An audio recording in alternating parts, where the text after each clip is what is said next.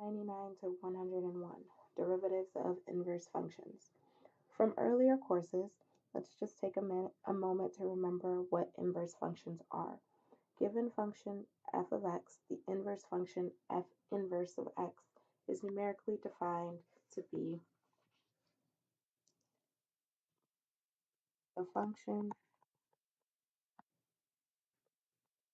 whose domain is the range of f of x and whose range is the domain of f of x. Okay, so graphically what that means is if I were to sketch a graph, let's say 1, 2, 3, 4, 5, 1, 2, 3, 4, 5. Right, so if I were to sketch a graph where I have negative 1, 1, negative 4, 2, and negative 5, 5. Right, so let's say this is my graph. Negative 1, 1, negative 4, 2, negative 5, 5, and this is f of x. The inverse of that will be the graph that is reflected over the line y equals x. Right, so all the points will be inverses of each other. So if I have negative 1, 1 in my graph, then I should have 1, negative 1 in my graph. If I have negative 4, 2, then I should have 2, negative 4 in my graph. And if I have negative 5, 5, then I should have 5, negative 5 in my graph for my inverse. So this is 1, negative 1, 2, negative 4, 5, negative. And this is my inverse of f of x. Okay, so the points, what was x is now y, what was y is now x. So graphically, f inverse of x is formed by reflecting f of x over a line y equals x. Analytically, if f inverse of x is the inverse of f of x, then f of f inverse of x will equal x, and f inverse of f of x will equal x. So for example, we know that ln of x and e to the x are inverses of each other. So we know that if we take the ln of e to the x, that'll equal x because ln and e will cancel out. And if we take e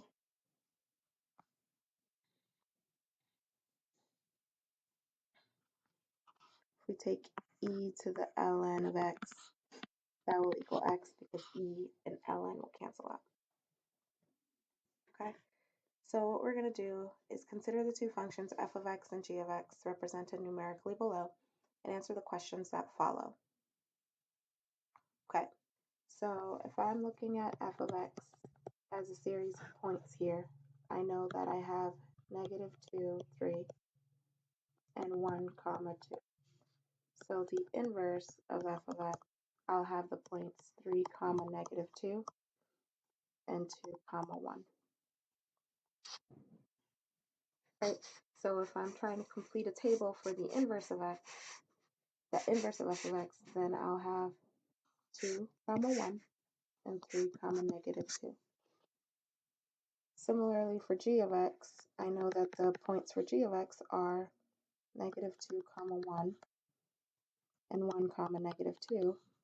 So the inverse of g of x should have the points 1 comma negative 2, negative 2 comma 1. So if I'm creating a table, I know I have 1, negative 2, negative 2, 1. So if we want to find the value of f of g inverse of negative 2,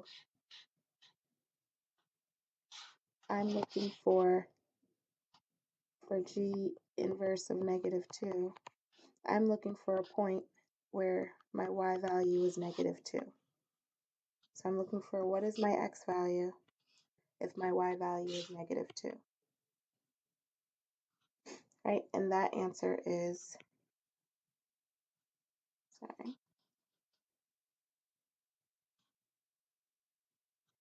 that answer is going to be 1. So my x, so my g inverse of negative 2 is equal to 1. So what I really have is f of 1, which is equal to 2, because I know that g inverse of negative 2 equal to. Now for the next problem, we have find the value of the inverse of f of 1. So if I'm taking the inverse of a function, those are canceling each other out, and I'm just left with the answer, which is 1. For the next problem, I want f inverse of 2. So I'm looking for a point where 2 is my y value, I'm looking for my x. If I'm looking at f of x, so then f inverse of 2 is equal to 1. So g inverse of 1, I'm looking for the point where if I plug in some x value, I get a y value of 1 in g. And that is equal to negative 2.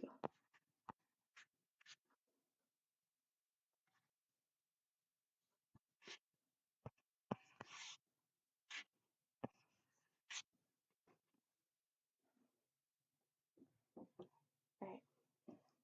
So now for the next problem, I'm looking for g inverse of 1. So I'm looking for some x value where my answer is 1 in g, and that is negative 2. So g inverse of 1 equal to negative 2. So I'm looking for f inverse of g of negative 2. G of negative 2, we know, is just 1. So we're looking for f inverse of 1, which is really just a point where my y value is 1 and f of x. And that value does not exist. Right, so in f of x, we don't have a y value of 1. We have a y value of 1 in f inverse of x, but in f of x, we do not have a y value of 1. So because of that, we know that this is actually going to be undefined.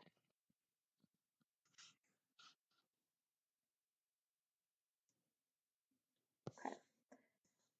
So given below is the relationship that exists when a composite function is formed using a function and its inverse. Use the chain rule to differentiate both sides of the equation and find the formula for the derivative of f inverse of x. So we're going to use chain rule to find the derivative of both sides. So in this case, my inner is f inverse of x. My outer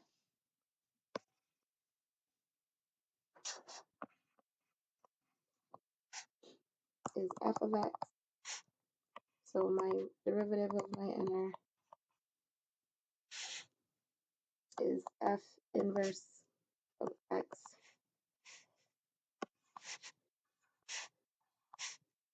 prime, and the derivative of my outer is f prime of x.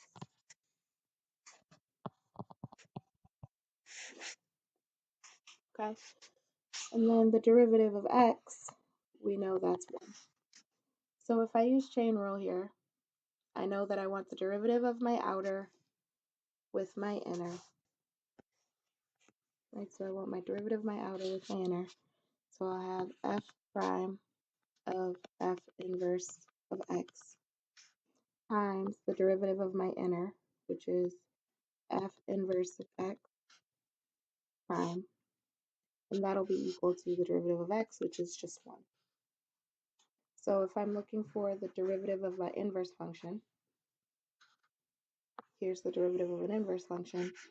So I'll solve so that that is my answer, and I'll have f inverse of x prime is equal to 1 over f prime of f inverse of x.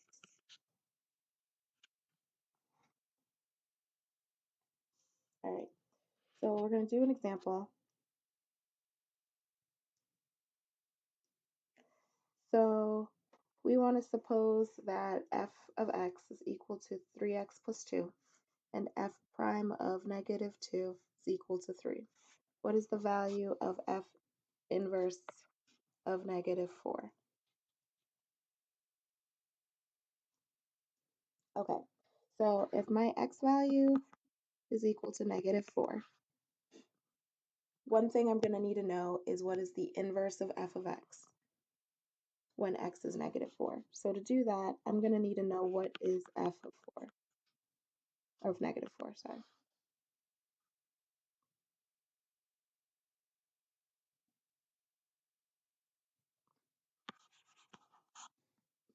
I'm going to need to know not what f of negative 4 is, but what equals f of negative 4.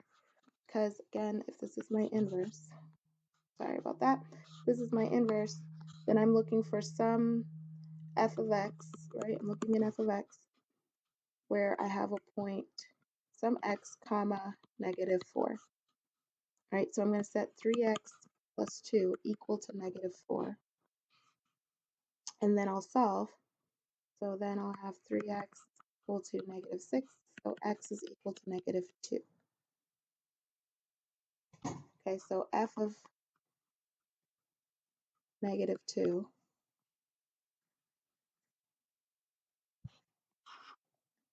so f of negative 2 is equal to negative 4. Therefore,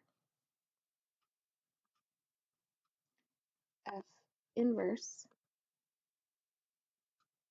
of negative 4 is equal to negative 2. Okay, so I did that on the side so that I have pieces that I need. Okay, so then I want f inverse of negative 4, the derivative of that, then I'll need to find 1 over f prime of f inverse of negative 4, which is equal to 1 over f prime of f inverse of negative 4 we found is negative 2, and f prime is 3, so it's just 1 over 3.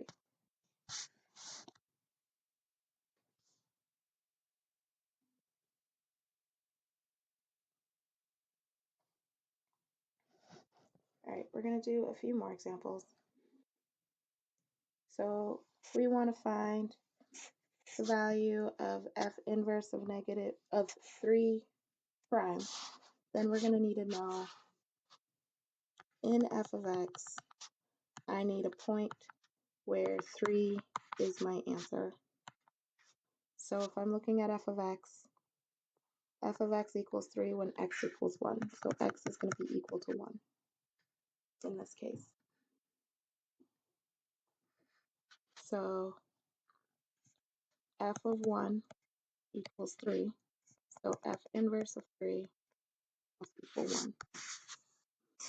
So using that information, we can find f inverse of 3 prime finding 1 over f inverse of f prime of f inverse of 3. So we're looking for 1 over f prime of f inverse of 3 is 1. And if we look at our table, f prime of 1 is 2. So we have 1 over 2. So that's our final answer. All right, I want you to try to figure out the next problem on your own. Now we're looking at G and G prime and G inverse. Okay, so start with what value of G. All right, so I need G of X, and I'm looking for a point where my answer is -2 to find that X value. And then from there, you can use the derivative rule, the derivative formula. Okay, so moving on to the last page.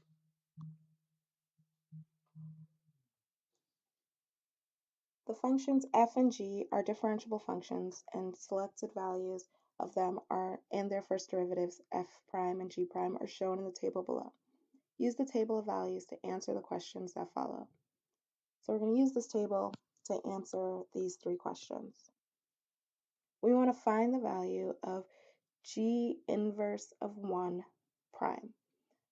Then we want to find the equation of the line tangent to the graph of g inverse when x equals 1. Okay. So we're going to need a couple of pieces of information here, right? So if we're going to find the g inverse of 1, we're looking for in g of x some point where 1 is my answer, right? So in g of x, 1 is my answer when x equals 3. So x is going to equal 3. So then we have g of 3 equals 1, and g inverse of 1 equals 3. Okay, so to find my slope of the tangency, I need to find the derivative of g inverse of 1. And that'll be equal to 1 over g prime of g inverse of 1. This is just equal to 1 over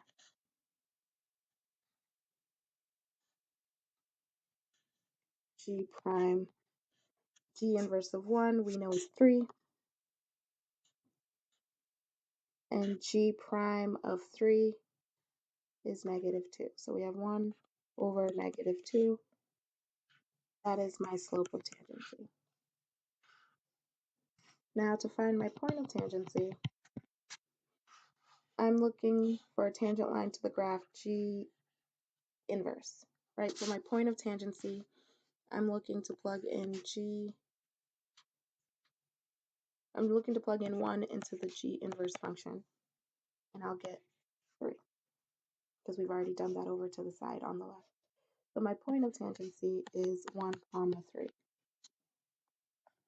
So if I'm writing an equation here, I have y minus 3 equals -1/2 x minus 1.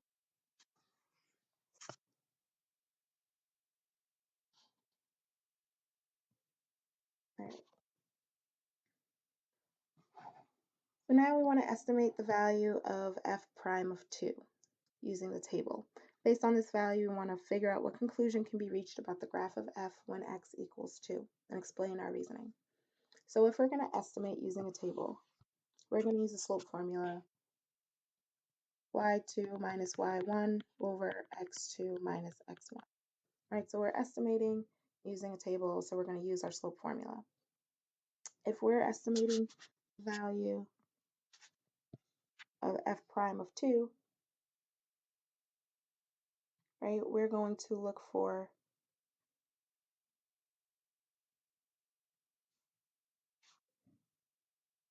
the two values to the left and to the right, of value 2. So x is 2 is between 1 and 3. So we're going to use the points 1, 3 and 3, 1 to help us estimate this. So our points are 1, 3 and 3, 1. So we have 1 minus 3 over 3 minus 1. 1 minus 3 is negative 2. 3 minus 1 is 2. We have negative 1. So f prime of 2 is going to be approximately negative 1. And since f prime of 2 is less than 0, the graph of f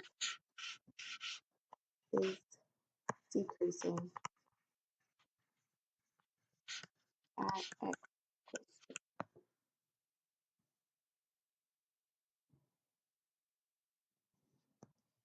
Now we want to estimate the value of g of negative 1, and based on this value, identify what conclusions can be reached about the graph of g when x equals negative 1.